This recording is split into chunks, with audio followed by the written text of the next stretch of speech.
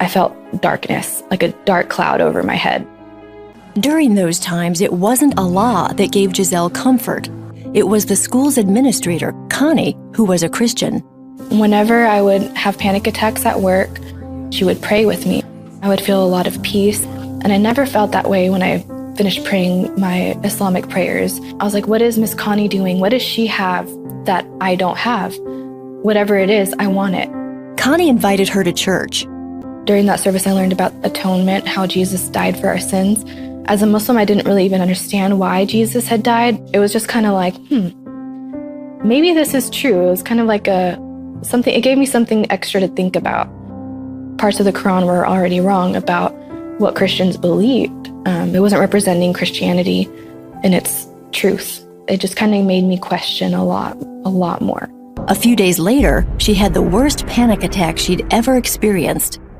I was like, maybe I should try what Miss Connie did. Maybe I should try praying. So I started off, praying like she did. I tried to model her prayer and say some of the words that I remembered her saying. When I did that, I remember seeing this huge flash of light in front of my face. And it was kind of like when you close your eyes and you look at the sun, that orangey glow, and feeling an overwhelming, huge wave of just peace and love. And I fell immediately asleep. And when she woke up the next morning, Giselle opened a Bible she had received as a gift and began reading it front to back.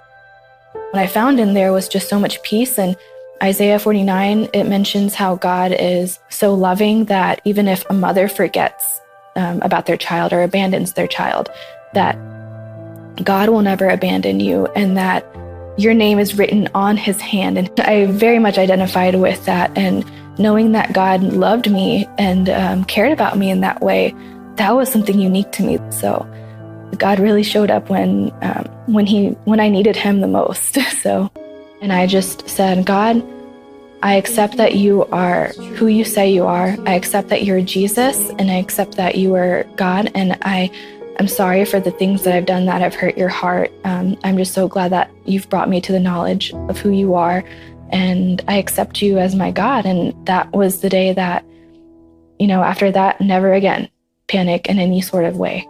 Never again. Today, Giselle shares her new faith with confidence. I want everything that I do and I say to represent him.